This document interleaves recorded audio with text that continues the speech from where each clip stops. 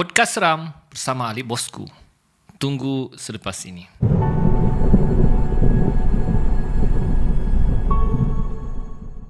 Assalamualaikum warahmatullahi wabarakatuh dan salam sejahtera. Selamat datang ke channel Ali Bosku. Baiklah, channel ini banyak menyediakan video-video yang menarik. Jadi jangan lupa untuk subscribe dan tekan butang loceng untuk update video-video yang terbaru. So guys, selamat datang ke podcast Seram Ali Bosku sekali lagi. Ini sudah ke episod yang ke-10 guys. Wow, 10 episod sudah. Terima kasih kerana masih setia mendengar podcast Seram Ali Bosku setiap hari Kamis, malam Jumaat, 9 malam di channel Ali Bosku. Ada beberapa kisah seram lagi saya ingin kongsikan kepada anda. Jadi sebelum saya mulakan cerita seram saya mohhon kepada pendengar untuk kongsikan, sharekan podcast seram ini kepada rakan-rakan yang lain, kepada yang mendengar melalui Spotify. Begitu juga sharekan kepada rakan-rakan anda tentang podcast seram ini. Sebab perkongsian anda, share anda, like anda, komen anda dapat membantu memperkembangkan channel ini lagi kepada rakan-rakan lain dan ia motivasi saya untuk memajukan lagi channel ini. Jadi jangan buang masa lagi, kita ke podcast seram yang pertama. Baiklah, kisah seram kali ini terjadi kepada sepasang suami isteri. Si isteri ni hendak bersalin. Jadi suaminya sudah hantar ke hospital dan memang kata orang hendak bersalin sudahlah, ya, hendak melahirkan anak. Jadi si suami menunggu dari jam 7 pagi sampailah ke tengah hari untuk menunggu isterinya bersalin. Tengah hari baru isterinya bersalin. Dan seperti biasa, mana-mana ibu yang bersalin akan ada uri bayi. Jadi nurse tu bagi uri bayi tu kepada suaminya lah, dan bagi tahu suaminya bawa pulang, cuci dan tanam. Jadi si suami pun akur, dan isteri dan anaknya tidak dapat keluar kerana anaknya oversize, kira macam besar lah ya. Jadi isteri dan anaknya ditahan sementara di ward bersalin. Jadi sampai ke rumah, dia tengok maknya tidak ada. Maknya tidak ada di rumah, keluar untuk pergi ke pasar. Jadi dia ambil uri bayi itu, dia simpan di dalam peti ais. Dia tidak meletak di tempat yang terbuka lah, takut nanti dihurung lalat dan dihinggap benda-benda macam kucing ke kan. Nanti dibongkar susah pula. Jadi dia letak dalam peti ais. Dia solat zuhur, lepas solat zuhur dia pun tertidur. Tidur, tiba-tiba mak dia bangun. Kau sudah sembahyang asar kah? Mak dia cakap. Dia pun yang terpinga-pinga. Asar sudah. Pergi sembahyang asar dulu, mamaknya cakap. Jadi dia pun pergilah solat asar. Jadi selepas dia solat asar baru teringat, alamak, aku mau tanam uri ni pula kan. Mau suruh maknya cucikan lah ya.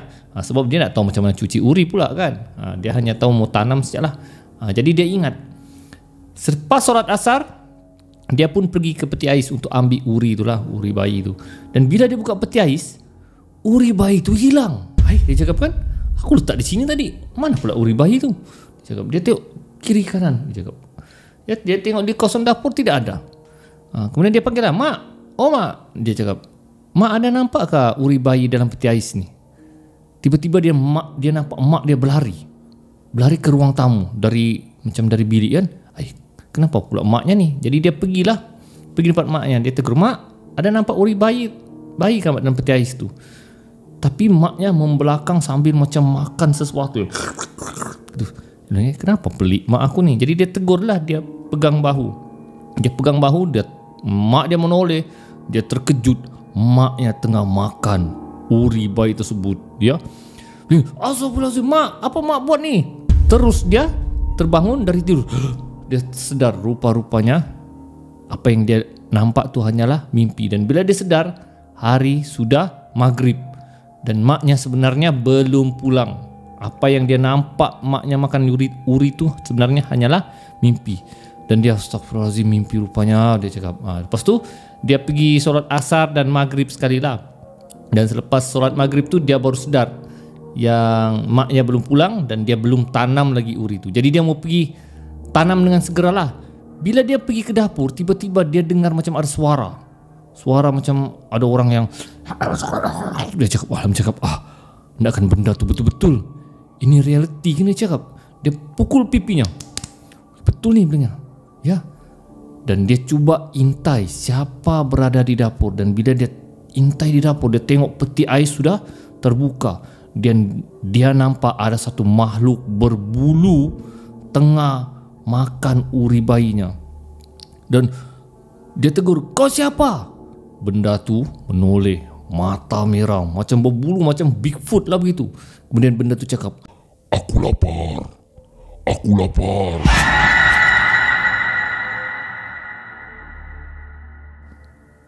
Terus si suami ni pengsan. Pengsan. Kemudian maknya bangunkan. Apa kau buat ni? Apa kau buat di dapur ni? Astagfirullahaladzim, apa kau buat baring tidur di dapur ni? Dan terkejut dia, uri tadi tu betul-betul ada di atas badannya, di perutnya dan dihurungi lalat. Maknya cakap, kenapa ada uri di badan kau ni? Kau pergi cuci, kau tanam sekarang. Kenapa kau mau tunggu mak juga baru mau tanam? Jadi dia pun sedar dan dia blur dengan apa yang berlaku. Ya, dia pun segera cuci dan terus tanam uri bayi tersebut. Maknya cakap, mak sudah cakap, dia cakap, kalau uri bayi itu segera tanam, cuci, bukan susah, cuci saja. Lepas itu tanam. Jangan dibiarkan, nanti ada benda lain yang akan makan uri tersebut. Kisah seram seterusnya berlaku kepada seorang pemuda. Neneknya ni sudah uzur. Ya, neneknya sudah sakit dan uzur. Jadi terpaksa dihantar ke hospital dan terpaksa ditahan di ward. Jadi keluarganya berfikir siapa mau jaga neneknya pada waktu malam. Memandangkan semua masing-masing, mak ayah, ya, pakcik-makcik semua sibuk. Jadi mau tidak mau dia, pemuda ni adalah cucu yang pertama dalam keluarga. Jadi mak ayahnya arahkan dia untuk jaga neneknya pada waktu malam. Jadi dia tidak boleh membantahlah, oleh kerana itu arahan mak ayahnya, pakcik-makciknya pun jadi dia terpaksa lah. Jadi siang hari mak ayah yang jagalah dengan pakcik-pakciknya. Jadi sampailah malam hari barulah dia menjaga neneknya. Jadi di awal tu memang tidak ada masalah, okey saja ya. Cuma dia ni kaki rokok. Jadi kalau di hospital memang kawasan larangan merokok. Jadi dia pun cari pot di mana yang line clear untuk merokok. Jadi dia riki-riki kawasan hospital. Dia dapat satu kawasan parking kereta lah. Parking kereta hospital ni kan besar. Jadi dia cakap, ni ngam lah ya, merokok di sini. Jadi lebih kurang jam 2 pagi dia merokok sendiri ya, merokok sendiri di kawasan parking berdekatan dengan keretanya lah. Bila dia merokok, tiba-tiba dia nampak ada seorang lagi pemuda di kawasan parking tu pun merokok juga. Dia cakap, ada geng, dia cakap.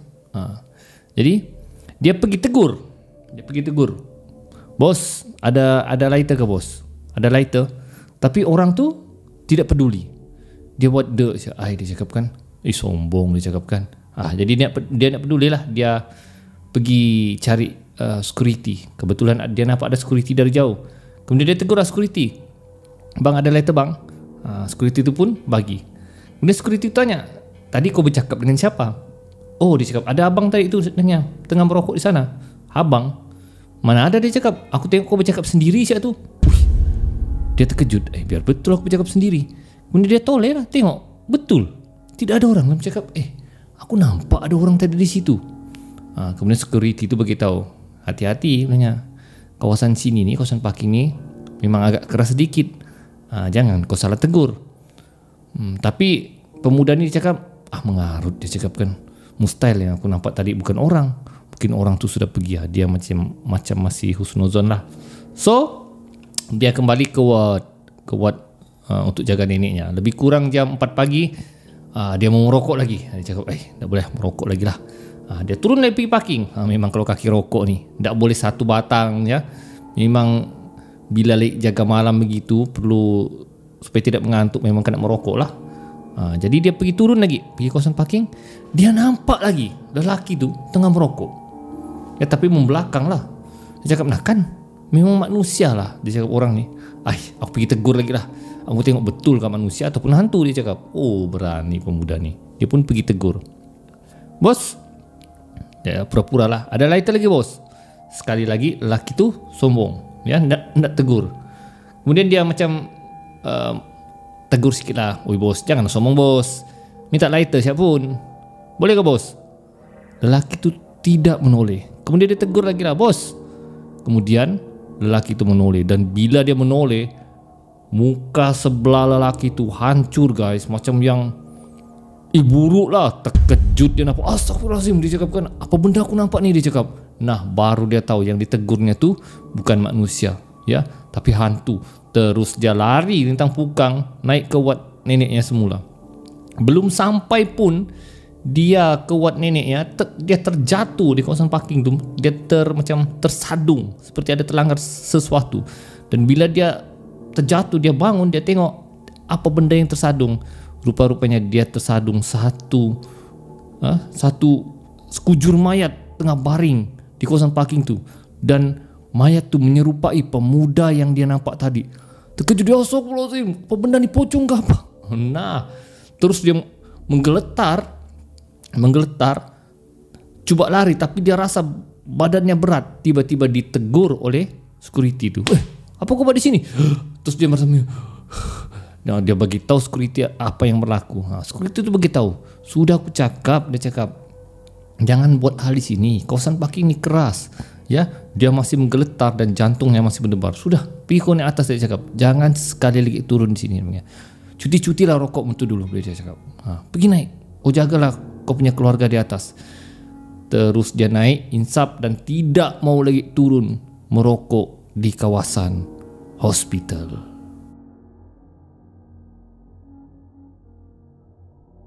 Kisah seram seterusnya berlaku kepada seorang wanita.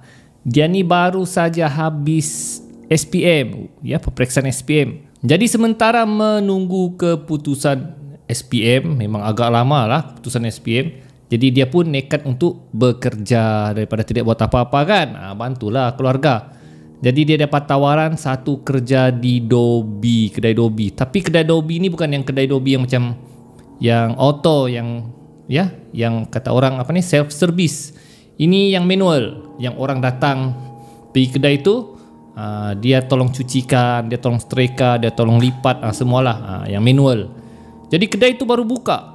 Jadi tauke-nya tu cakap dengan perempuan tu, si Maya lah namanya. Maya, lu tinggal di sini bolehkah? Dia cakap, lu jaga ni kedai. Saya sudah bagi tu luang solat, untuk solat, you untuk mandi, ya untuk berehat semualah. Yang penting you jagalah ni kedai. Jadi si Maya ni pun okey siap lah, dia cakap kan. Gajinya pun kira macam agak lumayan juga, ya. Lagi-lagi keluarganya memerlukan duit, jadi dia nak kisah sekejap pun. Jadi sebelum tokenya tu pulang, toke itu ada letak macam satu kuil, macam yalah satu kuil untuk dia sembah-sembah, sembahyang kan. Ya, pakai setanggi lidi tu, kemudian dia letak. Jadi tokenya pun balik. Jadi dia pun sembahyang solat lah. Dia kan orang Islam, dia solat. Jadi masa hari pertama tu saja dia bermalam di Dobi itu pun sudah diganggu. Ketika dia hendak solat, dia rasa seperti ada sekumpulan orang memerhati dia sembahyang. Dia buat dek saja lah. Dia pun sembahyang. Allahu Akbar. Mula saja Allahu Akbar, sudah ada suara seperti ada orang mengejek di belakang. Allahu Akbar. Dia cakap, sudah, dia cakap. Ya, khusyuknya sudah mulai hilang, dia cakap. Terus siaplah bawa nak tahu. Jadi ketika dia ruku, Allahu Akbar. Ketika dia ruku tu, tiba-tiba punggung dia ditendang oleh seperti ada orang tendang. Tersadung dia ke depan. Terkejutlah dia. Kemudian dia tengok. Bila dia tengok, dah ada orang. Tapi dia tahu ada benda memang mengganggu dia. Dia, si Maya ni, dah takut. Dia teriak lagi. Woi, jin kafir, dia cakap. Ya, apa kau main tenang-tenang? Orang solat ni, dia cakap. Walaupun dia rasa takut, dia terpaksa beranikan diri lah. Kemudian dia sambung solat dia semula. Ya, dia sambung solat dia semula sampai habis, tapi sudah tidak ada gangguan. Di hari yang seterusnya, oleh kerana dia rasa macam takut sudahlah dengan gangguan tu, dia bawa adiknya, adik lelakinya. Adik lelakinya ni baru masih tingkatan lah, sekitar tingkatan 2 begitu. Macam biasalah, dia solat dulu, adiknya pergi ke tandas. Sekali dia heran, kenapa macam suara adiknya tak ada pula ni kan. Dia buat dek sialah, dia sembahyang. Habis sembahyang tiba-tiba adiknya datang menangis-nangis. Padahal dia tahu adiknya ni kira macam hero jugalah, gangster yang bukan jenis penakut. Dia terkejut lah, kenapa kau menangis-nangis ni? Kak, dia cakap, Kak, kau Dobby ni berhantulah kak. Astagfirullah, dia cakap mesti diganggu kak adikku ni. Dia, kenapa? Apa yang berlaku? Adiknya cerita belanya, masa dia ke tandas kencing, tiba-tiba bila dia mau keluar, pintu tandas tu terkunci, dia cakap. Baru pintu tandas ini bukan yang pintu tandas yang main buka begini, dia yang macam main slide tu, yang main selap gitu kan, yang pintunya tu terlipat. Jadi enggak lah, tapi tidak boleh terbuka, seperti ada orang tahan dari luar. Jadi dia teriak lah, kak jangan main-main kak, sedangkan kakaknya solat. Kemudian dia dengar suara macam garau, biar kau terkurung dalam tandas, rasakan kau. Udah terkejut, kak tolong kak, tapi kakaknya tidak dengar, dia cakap. Sampai dia menangis-nangis, dia cakap minta buka pintu tu, tolong, tapi tidak ada orang, menangis berteriak tapi tidak ada orang buka. Tiba-tiba pintu tu tiba-tiba boleh terbuka, dan bila terbuka dia tidak nampak apa-apa, tidak ada siapa pun menahan pintu tu. Terus dia lari menangis dan menuju ke tempat kakaknya. Kakaknya, sabar kau dek dengar. Memang di sini ada keras sedikit, tapi kau jangan takut, kita lawan. Tiba-tiba terdengar satu suara, apa kau nak lawan? Kau nak lawan aku? Berderau terus macam apa? Darah kakaknya. Dia cakap, apa benda yang mengacau ni? Adiknya lagi lah berteriak bila dengar suara tu. Jadi apalagi kakaknya cakap, sudah kau kemas bajumu, kita pulang sekarang. Suara tu bersuara lagi, kenapa? Kau takutkah dengan aku? Kakaknya bersuara, kau diam jin kafir, dia cakap. Aku hantar adikku dulu. Sabar kau tunggu di sini. Kemudian suara tu ketawa. Dia kemas beg. Kedai Dobby tu ndaklah dikuncinya, biar terbuka gitu. Dia terus on motor balik ke rumah. Dia tak pedulilah. Esok paginya dia datang, nasib baik bosnya belum sampai. Dia kemas semula dan dia jumpa bosnya. Bos, saya berhenti bekerja, saya tidak sanggup kerja di sini sebab ada gangguan yang sangat teruk, dia cakap. Ada benda yang mengganggu mereka di Dobby ini. Tokinya cakap, ayah jangan berhenti ya, jangan berhenti. Tapi dia tidak peduli, dia berhenti sudah kerana dia tidak tahan dengan gangguan hantu di Dobby itu.